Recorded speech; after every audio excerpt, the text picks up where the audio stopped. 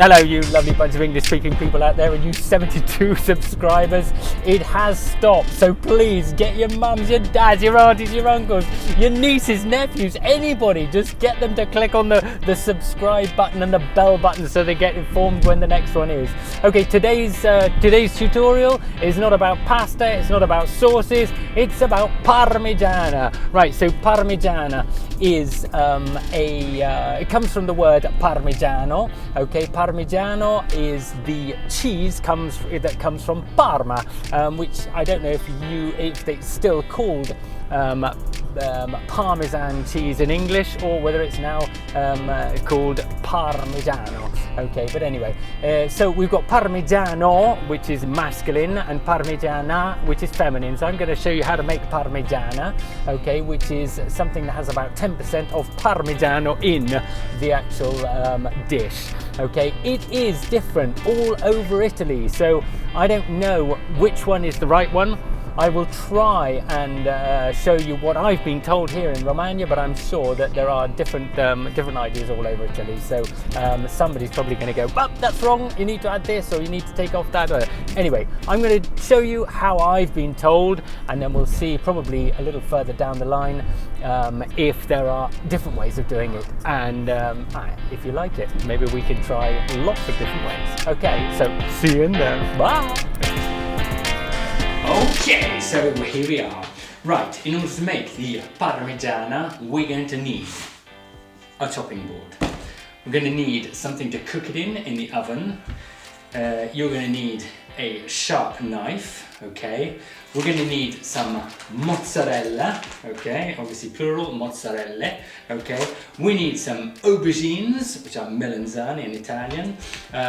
We need some tomato sauce, okay? This is passata, so this is just a very thin tomato sauce, and this is slightly thicker, which is polpa, okay? You're going to need some salt, okay? And obviously the most important ingredient is the Parmigiano or Parmesan, I'm not too sure how it would be called, okay? So you need a bit of that as well, okay?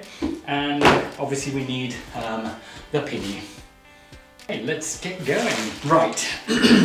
To start off with, we're going to have to sort out the melanzane. Okay, so after having given it a quick wash, we then want to take the tops off. Okay, make sure all the bits are taken away. Yeah, let's do both of them. Okay, then all we're going to do is slice them. I'm going to slice them once in the middle, so it's going to make it easier to slice the other parts. And then I'm going to take I'm going to slice it approximately, probably about half a centimetre, so we're talking 5 millimeters. I will show you basically like that. Okay. Afterwards, we're going to salt them. So let's carry on.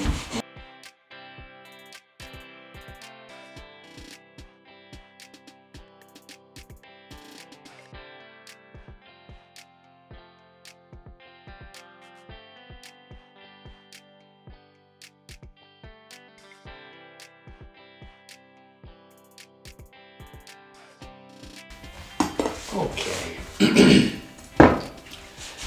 Now then, in order to stop them going brown and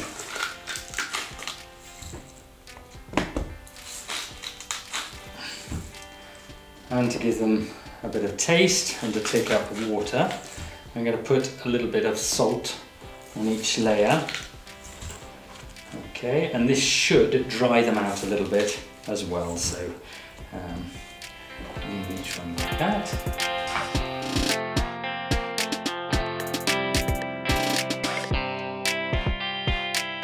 Right, 5 minutes later, they're starting to weep, and we're pretty much ready to cook cook these little babies. Okay, so they're actually getting quite watery, which means that the salt is doing its job. The key behind all this, so you probably know, if you don't know, it's a good thing to understand, is that when you go to cook them, you need to press them. Okay, this will actually get all the water out and leave the main ingredient there, which is the aubergine. Okay, so first things first, get a bit of oil in the pan. What I'm going to be using, just to make things a little bit quicker, is a piadina pan. Okay, so I don't think they sell them in England, but if they do, or America, or wherever in Australia, hopefully somebody's watching in Australia or Canada. Okay, so if they don't have it, then maybe even put it down in the written thing under the video, and maybe we can get something sorted. So I'm just going to put a little tiny bit on there and start heating it up. You're going to need a spatula. Obviously, this is just so that the aubergines don't stick. And once the pan is all nice and hot, then we're going to start putting the aubergines in there. Okay, so here goes. Right, so here we are. You can hear them sizzling, I hope. Now, I've only got one hand free because the rest is on the camera. But if you can hear that, that is exactly what we're supposed to be doing. We're supposed to be squashing them down so that the water comes out. And you'll find that very quickly they start to take shape and become nice and flimsy. I won't say rubbery because that's not the adjective, but anyway, you just squish them in, and if you hear that squeaking sound, you're doing it right. Okay, so good old push. Okay, so now they're turned over, and you'll see they're just going a little bit brown, which is a little bit cooked on one side. Keep going, and eventually you'll hear the water actually come out, and you'll see it all coming out like that.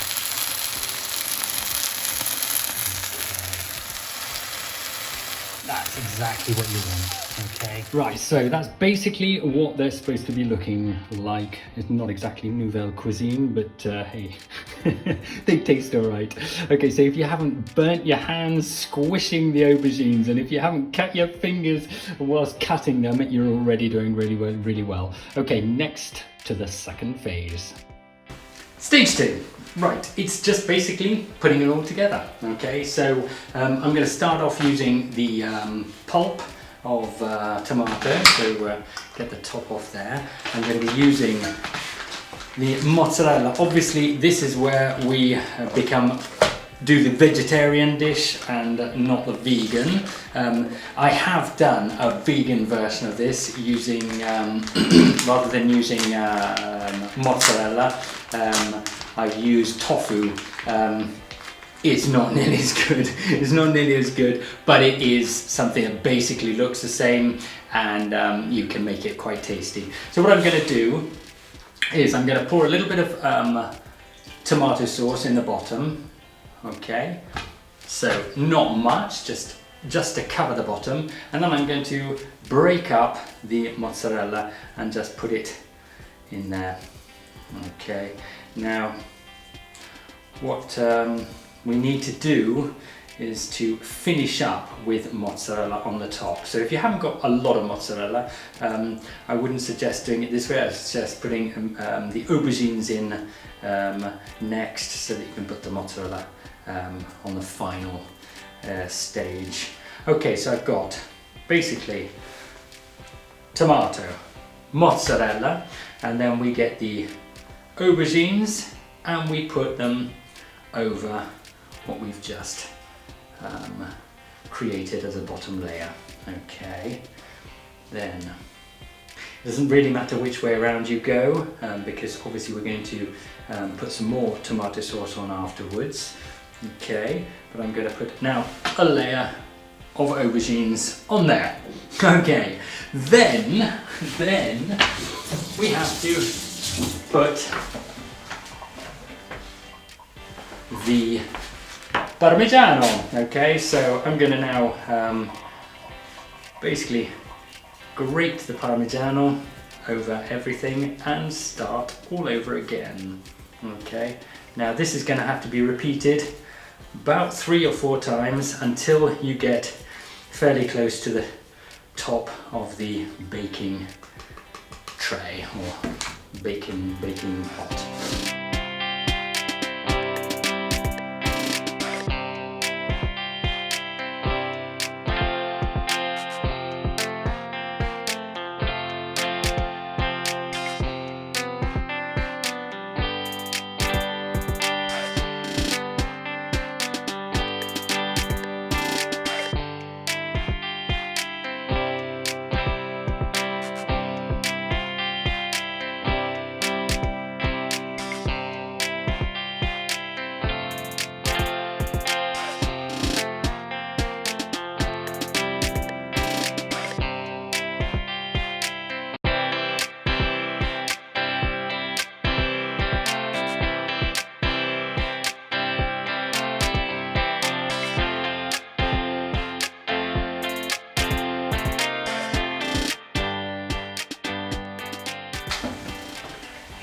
Okay, so that's it. Okay, next phase obviously is the oven.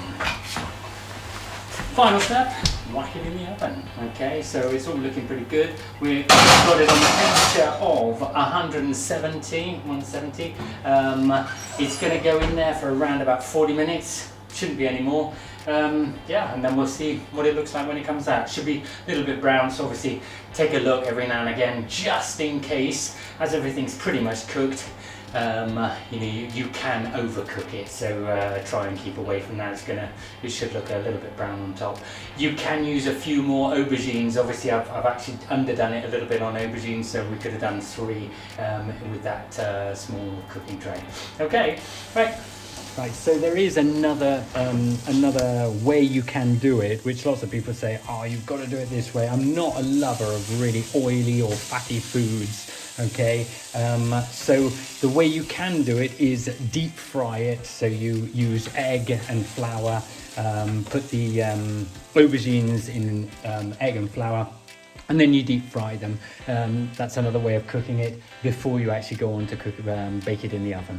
Okay, so I don't like doing that because it just becomes very heavy, but lots of people say that's the only way. So just important to know there are other ways, okay? Just turned off the oven and it's looking pretty good. It actually smells amazing as well, so I'll just let you have a look inside as well. As you can see, it's nicely browned. I've done in the end 35 minutes on about 150, between 150 and 150 and 175. It's an electric oven, so that should be about it. Lots of people tell me, yeah, it's all to do with what it looks like rather than timing, so I think we've got a pretty good. So we've now completed the Parmigiana. Okay, there obviously you can make the red sauce yourself, the tomato sauce yourself, and there will be a link to a video probably about there in a short while, saying exactly how you can do it. Obviously with the tomato that I used, you can as well do a sofrito and make it just a little bit tastier. As I didn't wash off the salt from the melanzane, the aubergines, it actually should turn out to be pretty tasty just like that. Okay, so you can decide what to do. Give it a trial run. At about 23 minutes into the cooking time, it started getting pretty brown on top, so I've turned the oven down to 150 degrees and left it for the rest of the time. Okay, so hey, don't forget to press on that bell button and see you next week. Ciao.